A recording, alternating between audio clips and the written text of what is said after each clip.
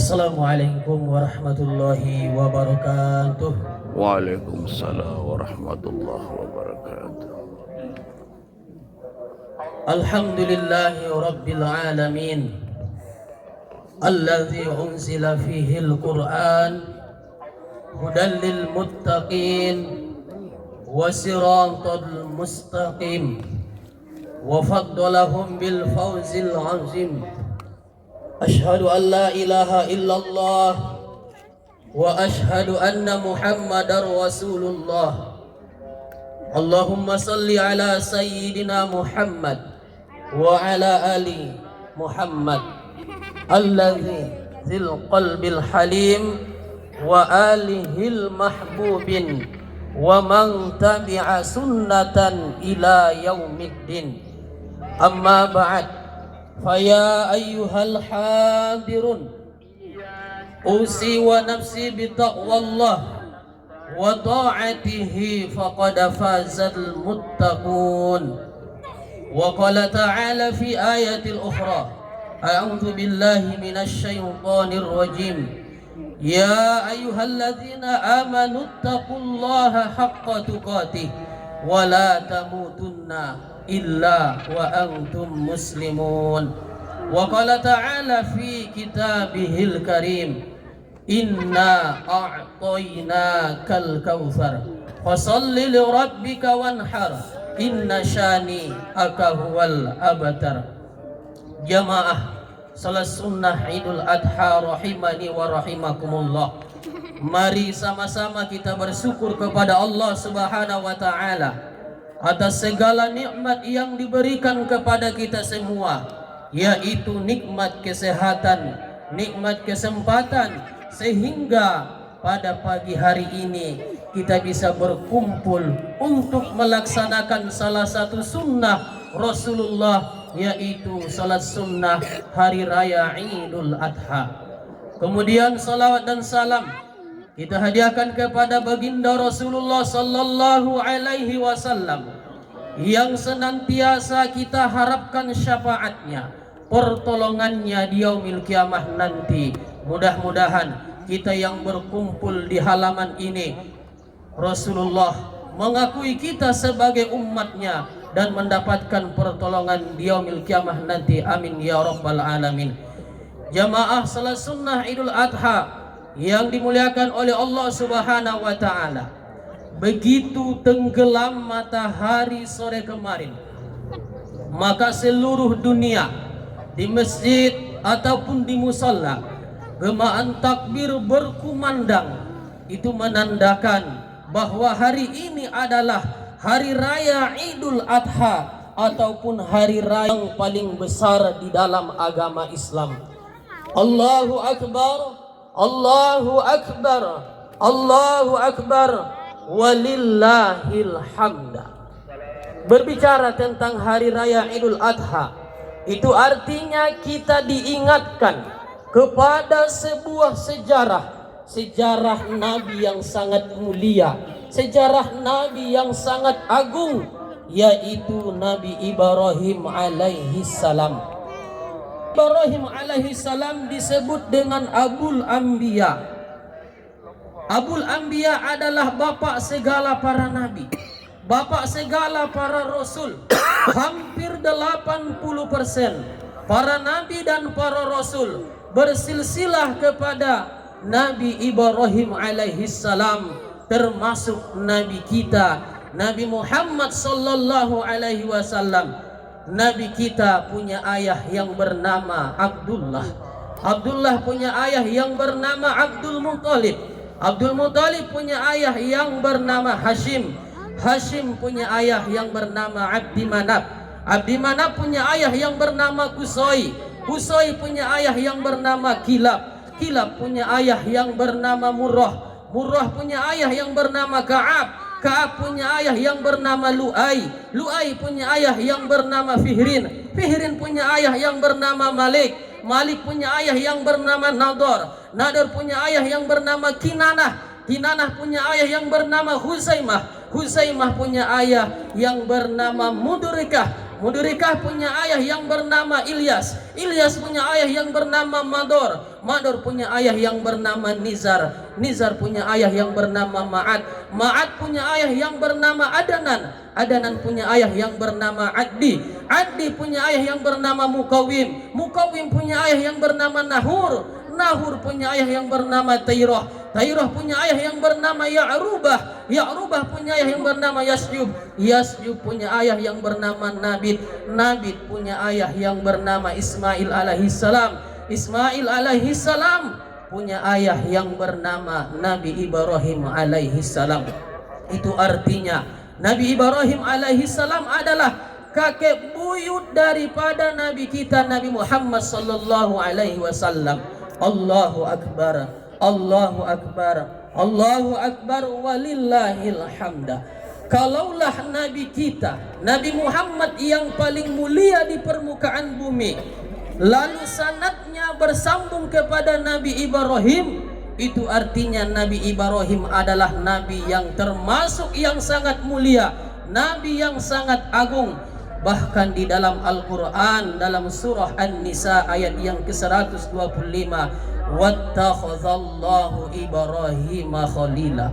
Allah menjadikan Nabi Ibrahim itu sebagai khalilnya, sebagai kekasih Allah subhanahu wa ta'ala. Kenapa Nabi Ibrahim itu Allah jadikan sebagai kekasihnya? Kenapa Allah sangat cinta kepada Nabi Ibrahim alaihi salam? Karena Nabi Ibrahim sangat taat kepada perintah Allah. Karena Nabi Ibrahim sangat sabar dan tabah atas ujian yang diberikan oleh Allah subhanahu wa ta'ala. Termasuk nikmat yang Allah kepada Nabi Ibrahim. Nabi Ibrahim gunakan di jalan Allah subhanahu wa ta'ala. Harta yang dimiliki Nabi Ibrahim, ternak yang dimiliki Nabi Ibrahim, semuanya digunakan di jalan Allah subhanahu wa ta'ala. Inna a'toinakal kautsar. Sesungguhnya Allah sudah memberikan nikmat yang sangat banyak kepada kita. Fasholli li rabbika wanhar, maka salatlah karena Tuhanmu, wanhar, danlah. Nabi Ibrahim di dalam kitab Mishkatul Anwar pernah berkurban 1000 ekor kibas atau kambing dan 300 ekor sapi dan 100 ekor unta. Melihat kedermawanan Nabi Ibrahim alaihissalam, para malaikat kagum dan takjub melihat kemuliaan Nabi Ibrahim. Malaikat pun turun menjelma sebagai manusia, ingin menguji keimanan Nabi Ibrahim, yaitu malaikat Jibril. Saat itu Nabi Ibrahim duduk sambil berzikir kepada Allah. Di samping itu juga dia menjaga ternak-ternaknya. Lalu datanglah malaikat Jibril yang menjelma sebagai manusia.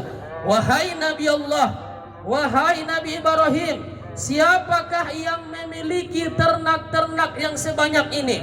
Nabi Ibrahim berkata, wahai hamba Allah, semua ternak ini adalah miliknya Allah subhanahu wa ta'ala. Namun pada saat ini Allah menitipkan kepada saya untuk digunakan di jalan Allah subhanahu wa ta'ala. Lalu malaikat bertanya, wahai Nabi Allah, apakah engkau sudi kiranya memberikan kepadaku 1 ekor? Lalu Nabi Ibrahim berkata, jangankan 1 ekor, kalau kamu bertasbih kepada Allah, maka 1/3 daripada hewan ternak ini akan kuserahkan, kuberikan kepadamu. Malaikat pun bertasbih, subhanal malikil quddus, subhanal malikil quddus, subhanal malikil quddus. Lalu Nabi Ibrahim berkata lagi, wahai hamba Allah, bertasbihlah yang kedua kali. Kalau kamu bertasbih yang kedua kali, yang ketiga kali, maka semua ternak-ternak ini akan kuserahkan kepadamu. Lalu malaikat pun bertasbih dengan tasbih yang sama, subhanal malikil quddus, subhanal malikil quddus, subhanal malikil quddus. Akhirnya Nabi Ibrahim pun menyerahkan, memberikan seluruh ternaknya kepada malaikat yang menguji keimanan Nabi Ibrahim. Allahu akbar, Allahu akbar, Allahu akbar, walillahil hamda. Jangankan hartanya digunakan di jalan Allah, Jangankan hartanya digunakan untuk berkurban, jangankan hartanya diserahkan diberikan kepada orang lain, anak yang sangat ia cintai, anak satu-satunya yang bernama Ismail alaihi salam, rela ia kurbankan, rela ia sembelih demi untuk mentaati perintah Allah Subhanahu wa taala. Sejarahnya diabadikan dalam Al-Quran surah As-Saff ayat 102 sampai ke 107. Pada malam tanggal 8 Zulhijjah, Nabi Ibrahim alaihi salam bermimpi. Di dalam mimpinya Allah memerintahkan Nabi Ibrahim untuk menyembelih anaknya yang bernama Ismail. Nabi Ibrahim, apakah ini sekedar mimpi atau perintah daripada Allah? Lalu kemudian pada tanggal malam 9 Zulhijjah, Nabi mimpi dengan mimpi yang sama, bahwa di dalam mimpinya Allah memerintahkan untuk menyembelih anaknya yang bernama Ismail alaihissalam. Hari itu disebut dengan hari Arafah, di mana hari itu Nabi Ibrahim yakin dengan seyakin-yakinnya bahwa mimpinya bukan hanya sekedar mimpi, ternyata mimpinya adalah perintah Allah Subhanahu wa taala. Maka dilakukanlah proses penyembelihan. Falamma balagha ma'ahu sa'yu, ketika tatkala Ismail berusia kurang lebih 12 tahun, maka Ibrahim berkata kepada anaknya yang bernama Ismail, "Ya bunayya inni ara fil manami." Wahai anakku, aku melihat di dalam mimpiku, aku diperintahkan oleh Allah Subhanahu wa taala, inni asbahuka, aku menyembelihmu. Fangzur maza taro, bagaimana pendapatmu wahai anakku? Lalu Ismail pun berkata, ya abati, wahai ayahku, if'al ma tu'maru satajiduni insyaallahu minas sabirin. Wahai ayahku, kerjakanlah, lakukanlah apa yang sudah diperintahkan oleh Allah Subhanahu wa taala. Falamma aslama, Nabi Ibrahim dengan Nabi Ismail berserah diri kepada Allah untuk melakukan mengerjakan perintah Allah Subhanahu wa taala. Wa tallahu lil jabin, Nabi Ibrahim pun membaringkan Nabi Ismail untuk melakukan penyembelihan. Ternyata ketika Nabi Ibrahim alaihi salam ingin menyembelih anaknya yang bernama Ismail, wa fadainahu bizibhin azim, Allah menebus, Allah mengganti Ismail menjadi bizibhin azim, seekor kambing kibas yang sangat mulia. Para malaikat takjub, karena para malaikat kagum melihat ketaatan Nabi Ibrahim dan Nabi Ismail alaihi salam. Apa pelajaran yang kita ambil daripada sejarah ini? Yang pertama adalah selama hidup Nabi Ibrahim alaihi salam, seluruh hartanya, seluruh nikmat yang Allah berikan kepadanya digunakan untuk di jalan Allah Subhanahu wa taala. Yang menjadi pertanyaan bagi kita adalah, sudah berapa kali kita berkurban di jalan Allah? Kalau hari ini kita berumur 40 tahun, itu artinya kita sudah 40 kali berjumpa dengan hari raya Idul Adha. Kalau hari ini kita berumur 60 tahun, kalau hari ini kita berumur 70 tahun, 80 tahun, itu artinya kita sudah 60 kali, kita sudah 70 kali, 80 kali bertemu dengan hari raya Idul Kurban. Yang menjadi pertanyaan bagi kita adalah, dari sekian umur yang Allah berikan kepada kita, sudah berapa kali yang kita gunakan untuk berkurban? Dari sekian harta yang Allah berikan kepada kita, sudah berapa persen kita keluarkan harta kita untuk berkurban di jalan Allah Subhanahu wa taala? Hukum berkurban menurut mazhab Syafi'i, Maliki dan Hambali, hukumnya adalah sunnah muakkad bagi orang yang mampu. Namun kata Imam Hanafi, wajib hukumnya bagi orang yang mampu. Allahu Akbar, Allahu Akbar, Allahu Akbar, walillahil hamda. Lantas bagaimana dengan orang-orang yang banting tulang peras keringat, tiap hari mengumpulkan harta, kendaraan dibeli dengan harta jutaan bahkan puluhan juta, membangun rumah yang sangat mewah megah, harganya miliaran, bertingkat menjulang tinggi sampai ke langit. Tapi di samping itu dia enggan berkurban, di samping itu dia malas berkurban. Dia berkata, saya tidak mampu berkurban. Maka orang-orang yang seperti ini mendapatkan ancaman daripada Rasulullah sallallahu alaihi wasallam.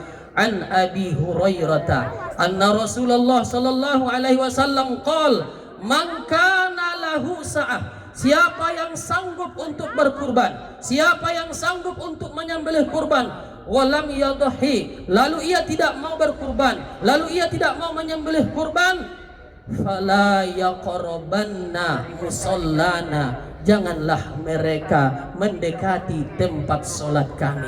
Seakan-akan hadis ini menyampaikan kepada kita, kamu bisa membeli makanan yang harganya mahal, kamu bisa liburan kemana-mana, kamu bisa keluar kota dengan ongkos yang sangat mahal, kamu bisa membeli pakaian yang sangat mahal, tapi kamu tidak berusaha untuk berkurban.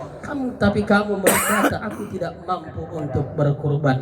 Allah Subhanahu wa taala berfirman dalam Al-Qur'an, surah Al-Hajj ayat yang ke-34, wa likulli ummatin ja'alna mansakan la yuzkaru ismallah ala ma razaqahum min bahimatil an'am.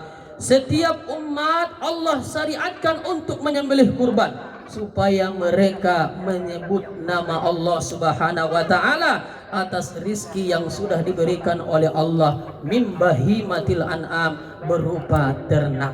Maka tidak ada lagi amalan yang paling mulia hari ini, tidak ada lagi amalan yang paling mulia hari ini kecuali menyembelih hewan kurban. Sesungguhnya hewan kurban yang kita sembelih pada hari ini akan datang pada hari kiamat nanti, bulu-bulunya, dagingnya dan tanduknya akan datang di hari kiamat menjadi sebuah kebaikan. Kita yang hadir pada hari ini, yang berkurban, Allah terima kurbannya. Sanggup yang belum mampu berkurban tahun ini, Allah mampukan, Allah sanggupkan di tahun yang akan datang. Jamaah yang dimuliakan oleh Allah Subhanahu wa taala, ini adalah sebuah renungan bagi kita bahwa orang yang mati, yang ahli maksiat, lebih banyak dosanya daripada pahalanya. Salat ia tinggalkan, puasa ia tinggalkan, zakat enggan ia lakukan, dan kurban dia malas enggan ia kurbankan. Maka di dalam kubur dia akan mendapatkan siksa daripada malaikat. Disiksa tidak ada henti-hentinya, setiap hari bahkan setiap detik. Malaikat nakir memukul mayit di dalam kubur, terbenam sampai ke tanah yang paling bawah. Mayit ini pun berlumuran darah, badannya terpecah-pecah, mengangguk-angguk, menjerit-jerit, minta tolong. Dan perkataan mereka diabadikan di dalam Al-Quran, Rabbi, ya Tuhanku, laula akhirtani ila ajalin qarib, seandainya kami dihidupkan kembali ke dunia. Mereka hidup bukan pengen hidup 1 tahun, mereka hidup bukan pengen hidup 1 bulan, mereka hidup bukan pengen hidup 1 minggu. Andai kata mereka dihidupkan 1 menit saja, bahkan 1 detik, fa'as-saddaqa, mereka akan mengeluarkan harta mereka untuk di jalan Allah Subhanahu wa taala. Mereka akan bersedekah, membantu orang lain, membantu orang fakir miskin, membantu pembangunan masjid. Wa akum minas salihin, dan mereka akan beramal soleh. Alhamdulillah, hari ini kita masih hidup. Alhamdulillah, hari ini Allah berikan kesehatan kepada kita. Kita masih bisa duduk, kita masih bisa bersalamat, kita masih bisa bersujud, bersimpah, berdoa kepada Allah Subhanahu wa taala. Itu artinya tidak ada kata terlambat untuk kita menggunakan harta kita di jalan Allah Subhanahu wa taala. Tidak ada kata terlambat untuk berkurban, dan tidak ada kata terlambat untuk bertaubat kepada Allah Subhanahu wa taala. Mudah-mudahan di tahun-tahun yang akan datang kita bisa berkurban. Amin ya rabbal alamin. Bukankah Nabi Ibrahim seluruh hartanya digunakan di jalan Allah? Nabi Sulaiman digunakan di jalan Allah. Nabi Ayub rela mentaati perintah Allah, biarlah hartanya hilang dalam sekejap 1 hari.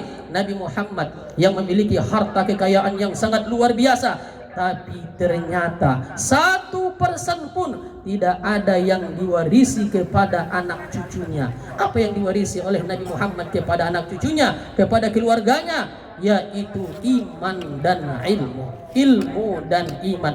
Lalu bagaimana dengan kita mengumpulkan harta sebanyak-banyaknya, berharap harta yang kita tinggalkan akan menjadi kebahagiaan bagi anak-anak kita? Ternyata tidak. Yang menjadi kebahagiaan bagi anak cucu kita, yang menjadi penyelamat bagi anak cucu kita di kemudian hari adalah kita warisi ilmu dan iman.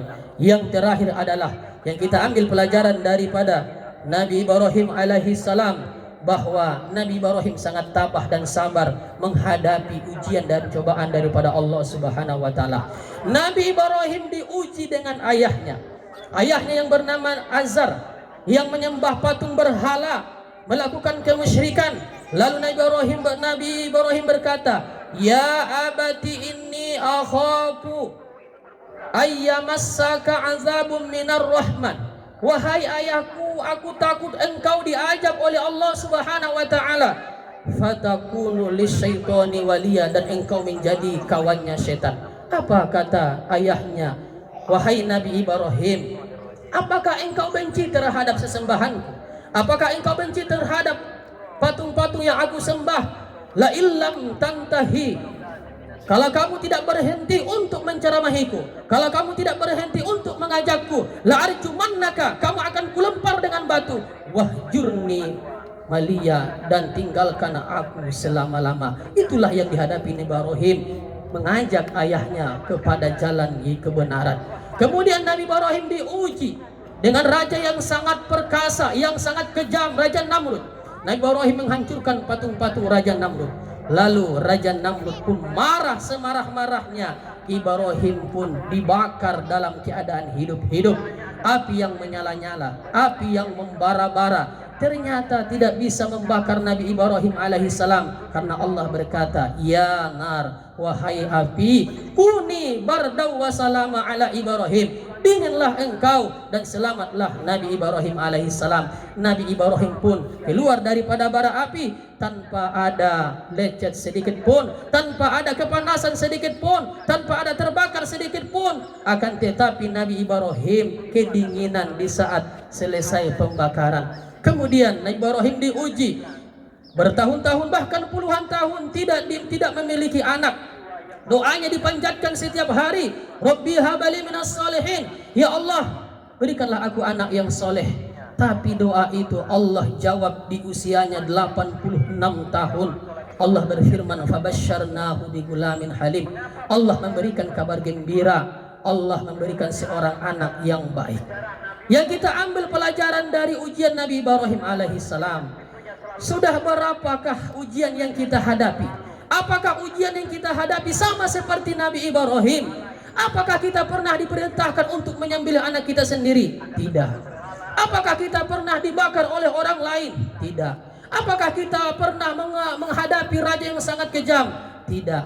Hari ini ujian kita bukan diperintahkan untuk menyembelih anak, akan tetapi kita hanya diperintahkan, suruhlah anak kamu sholat, suruhlah anak kamu berpuasa, suruhlah anak kamu menghafal Al-Quran. Hanya itu saja ujian ataupun yang diperintahkan kepada kita semua. Maka kita malu kepada Nabi Ibrahim. Kita banyak dosa, kita kadang-kadang berbuat dosa, berbuat pahala, surga kita belum dijamin. Tapi kadang-kadang kita ngeluh dengan ujian yang diberikan oleh Allah. Kadang-kadang 2 tahun, 3 tahun sesudah menikah tidak diberikan anak, kita mengeluh. Kadang-kadang kita putus asa. Saya yakin dan percaya sesudah menikah tidak sampai 5 tahun Allah sudah memberikan anak, tidak sampai 2 tahun Allah sudah memberikan anak, bahkan 1 tahun setelah menikah Allah memberikan anak. Itu artinya doa kita dikabulkan oleh Allah Subhanahu wa taala.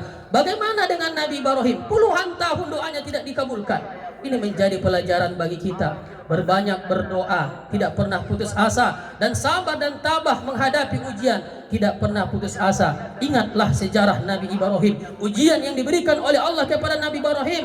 Maka di saat itu hati kita akan berkata, alhamdulillah ujian kita masih kecil. Allahu Akbar, walillahil hamda.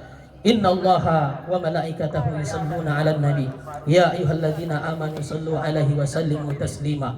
Wa qala ta'ala fi ayatil ukhra, bismillahirrahmanirrahim, wal 'asri innal insana lafi khusr illal ladzina amanu wa 'amilus solihati wa tawassaw bil haqq wa tawassaw bis sabar. Mudah-mudahan hari ini amal ibadah kita dikabulkan oleh Allah Subhanahu wa taala, dan segala dosa-dosa kita, dosa yang kecil dan dosa yang besar, diampuni oleh Allah Subhanahu wa taala. Allahumma ighfir lil mu'minina wal mu'minat wal muslimina wal muslimat al ahya'i minhum wal amwat innaka ala kulli syai'in qadir. Rabbana ighfir lana, ya Allah, ampunilah dosa-dosa kami, wali abaina, dan ampunilah dosa ayah-ayah kami yang banting tulang peras keringat untuk mencari nafkah untuk kami, wali ummahatina, dan ampunilah dosa ibu kami yang mengandung, melahirkan, menyusui, membesarkan dan merawat kami, dan sayangilah mereka berdua sebagaimana mereka menyayangi kami di waktu kecil, ya arhamar rahimin. Allahumma izzal islam wal muslimin, ya Allah muliakanlah Islam dan kaum muslimin. Allahumma ansurna ikhwanana al-muslimin, ya Allah tolonglah saudara-saudara kami muslim, wal mujahidina fi sabilillah, yang berjuang di jalanmu ya Allah, fi Palestin, yang berjuang di Palestina ya Allah.